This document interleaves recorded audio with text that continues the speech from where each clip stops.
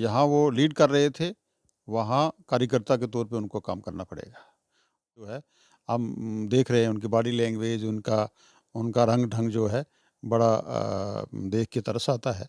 तो हमें दुःख लगेगा कि हमारा भाई, हमारा एक दोस्त अज़ीज़, जब वो उसको हम खजल होते हुए देखेंगे तो ज़रूर दुःख लगेगा हमें।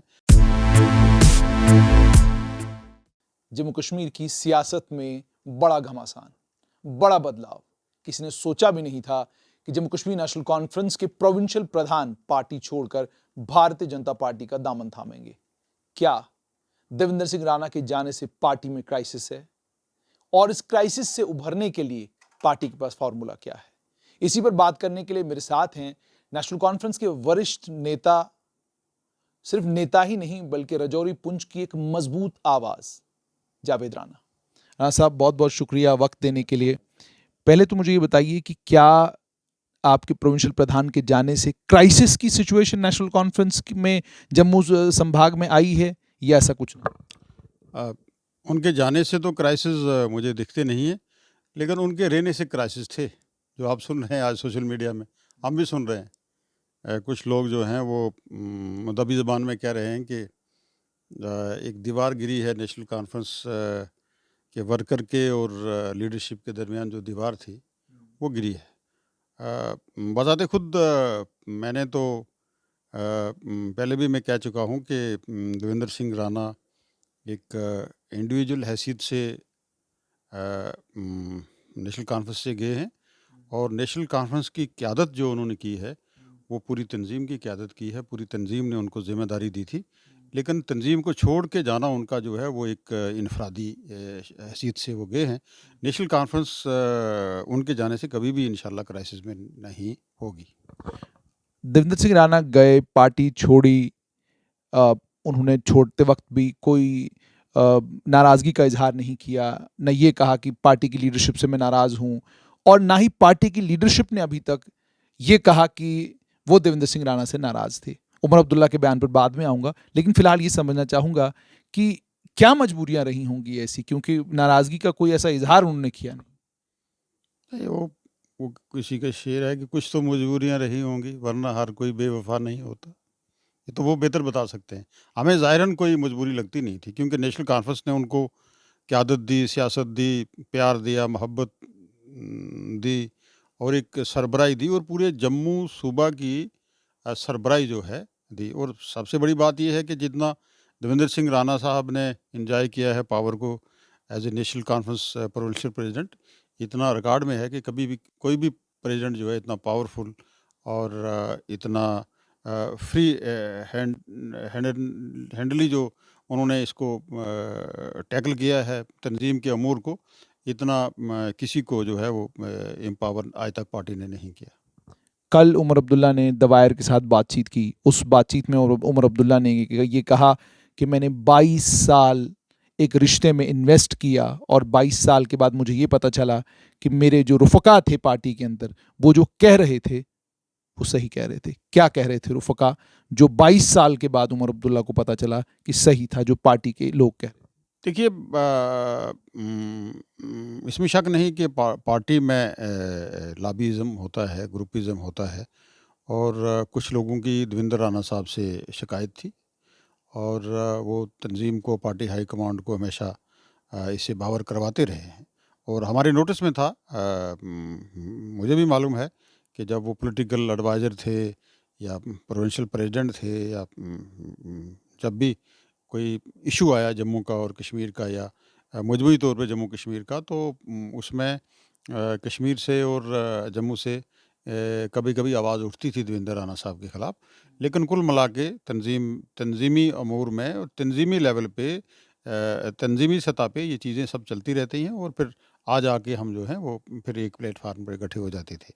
आज उमर अब्दुल्ला साहब ने जो कहा वो बजा फ़रमाया, क्योंकि ये मुझे भी मालूम है, जैसे मैंने गुज़ारिश की कि कुछ तंज़ीम के अंदर जो है वो सब कुछ ठीक नहीं चल रहा था, तो इससे कुछ वर्कर्स के, कुछ लीडर्स की जो कंसर्न था, शिकायत थी, वो बजा थी। उमर अब्दुल्ला कल मायूस नज़र आए। उनके चेहरे के भाव ये बता रहे थे कि अंदर से बहुत दुखी हैं, और उन्होंने ये भी कहा कि किसी ये पहले शख्स नहीं है देवेंद्र राणा जिन्होंने पार्टी छोड़ी है।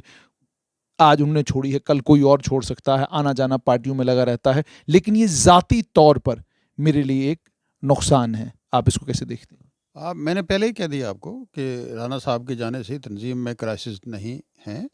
हालांकि राणा साहब के रहते हुए यहाँ क्राइसिस देखने को मिलते थे, वो चाहे जम्मू से हों या कश्मीर से।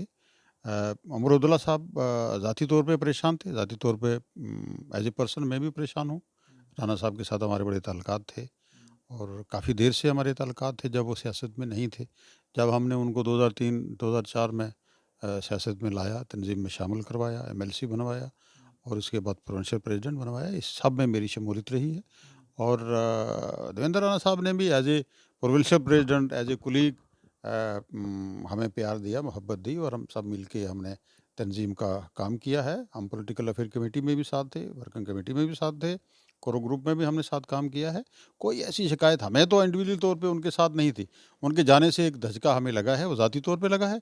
तंजीम पार्टी को उससे कोई नुकसान होने वाला नहीं है। तंजीम कोई क्राइसिस में नहीं जाएगी इंशाल्लाह ताला। उससे ज़्यादा हमें मैं आपसे गुज़ारिश करूँ कि आज 4 दिन से लगातार मेरे यहाँ भी और हमारे जो प्रोविंशियल वर्किंग कमेटी के लोग, हमारे सीनियर लोग हैं, वो भी लगे हुए हैं इस पे। और हमें यहाँ एक लोगों का एक मैं कहूँगा कि एक हजूम जो है उमड़ के आ रहा है इसके बाद कि जनाब यहाँ से जॉइनिंग करेंगे, यहाँ से जॉइनिंग करेंगे। बहुत सी पॉलिटिकल पार्टीज़ के लोग हैं, पर्टिकुलरली नगरोटा, सांबा और विजयपुर से, जो तंजीम में शामिल होंगे। इंशाअल्लाह तंजीम जो है फिर उभर के आएगी इस एरियाज़ में और हमारी मजबूती से इंशाअल्लाह जम्मू सूबा जो है वो नेशनल कॉन्फ्रेंस अच्छी तरीके से डिलीवर करेगी। क्या आज आप भी इस बात को मानने के लिए तैयार हैं कि आप तंजीम किसी की भी हो, चाहे बाप बेटे की तंजीम हो या तंजीम कोई और हो, इसको चलाता हुआ वर्कर है, क्या आज आप इस बात को मानेंगे कि पैरा ड्रॉप करके या पैराशूट करके जब आप लोगों को लाते हैं और वर्करों को साइडलाइन कर देते हैं, तो नतीजतन पार्टियों में आखिर में यही होता है कि जिनको आप पैराशूट करके लाते हैं, वो पैरा ड्रॉप करके पार्टियां छोड़ के जब चले जाते हैं, तो फिर ये मायूसकुन हालात बन। कभी-कभी ये तजुर्बा ठीक नहीं रहता है और बुनियादी तौर पे पार्टी में, हमारी पार्टी में ब्लॉक लेवल की इकाइयाँ हैं, इवन विलेज लेवल पे दे कमेटियाँ हैं, वहाँ से हम शुरू करते हैं। हमारे हल्का प्रेसिडेंट हैं, दे प्रेसिडेंट हैं, दे कमेटियाँ हैं और ब्लॉक सतह पे हमारे ब्लॉक प्रेसिडेंट हैं, डिस्ट्रिक्ट लेवल की कमेटी है, वर्किंग ग्रुप है और प्रोविंशियल लेवल की कमिटीज़ हैं, हमारे डेलीगेट्स हैं। और डेलीगेट्स जैसे इस वक्त इलेक्शन हमारे चल रहे हैं, डेलीगेट्स ने ब्लॉक प्रेसिडेंट बनाए, डेलीगेट्स के इलेक्शन हुए, ब्लॉक प्रेसिडेंट के इलेक्शन हुए, डिस्ट्रिक्ट प्रेसिडेंट के इलेक्शन हुए। अभी अभी जो है सूबाई इलेक्शन जो है होने जा रहे हैं। अब 16 तारीख को हमारा इलेक्शन होगा। बाकायदा तौर पे जो है वो पैराशूट के ज़रिए तो हमने कोई आज तक लाया नहीं। बाकायदा तंजीम की इकाइयों ने, तंजीम के डेलीगेट्स ने इन सब लोगों को चुन के लाया हुआ है और चुन के लाया हुआ था। नेशनल कॉन्फ्रेंस जो है वो एक डेमोक्रेसी जो है अपने घर से नेशनल कॉन्फ्रेंस शुरू करती है और तंजीम में और पार्टी में डेमोक्रेसी काफ़ी हद तक है। क्या मानते हैं कि बाप बेटे की पार्टी में, खासकर पिता पुत्र की जो पार्टियां जहां पर भी रहती हैं, इन पार्टियों में अक्सर व बेशतर काबिलियत आपके अंदर कितनी है वो माने नहीं रखती, आप करीब किसके कितना है वो ज़्यादा माने रखता है?